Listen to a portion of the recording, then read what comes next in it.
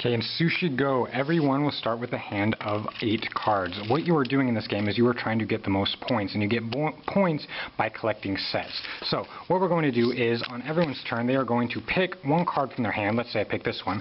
Okay, and once everyone is ready, they will all flip over their cards at the same moment, right? Let's say you picked you picked you, and you picked you, okay?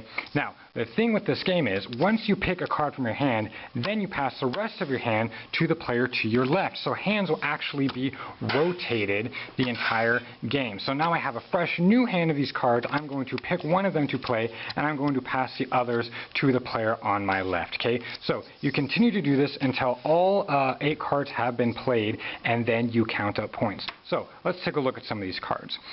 This is a dumpling card. If I have just one of these, it's going to score me 1 point. If I have 2 of them, it is going to score me 3 points. If I have 3 of them, it will score me 6 points, right? Let's say I have a third one here. It will score me 6 points. If I have 4 of them, it would score me 10 points. If I have 5 of them, it would score me 15 points. So these are really nice if you get them all together.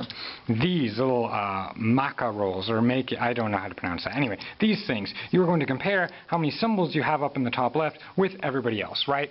For example, it ends right here. This player would have 3 and I would have 1. So this player will come in first place. The player with the most gets 6 points. This player would get 6 points. I have the second most, so I would get 3 points. And you can only get points for that if you have at least one symbol. Of course, these come in 1, 2s, and 3s, right? So even if I had that, he would still beat me. Okay, that's how these score. These, you need 3 of these to score 10 points. If I only have 1 or I only have 2, I get nothing. I need 3, but if I do have 3, that scores me an automatic 10 points. These are very similar. If I only have 1, I get nothing. But if I manage to get a second one on top of that, I would score 5 points for that. And right now, yep, right here. Okay, so if I had 2 of these, I would get 5 points for that.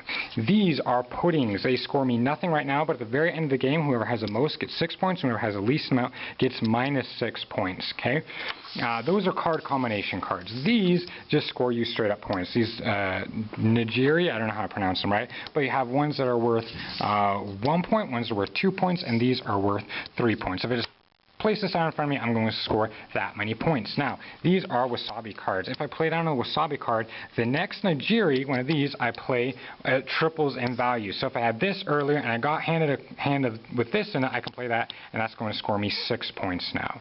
Okay, that's the basic of the game. You pick a card from your hand, lay it down in front of you, pass hands clockwise, and then the player with the most points at the end of 3 rounds will win the game. The only other thing you have to talk about is this chopstick. If I have this, let's say I got a hand and I got 2 cards that I wanted to play. I would be able to, pick my normal one, but then lay down a second one and put this chopstick back into the hand. That will be passed. So that is Sushi Go.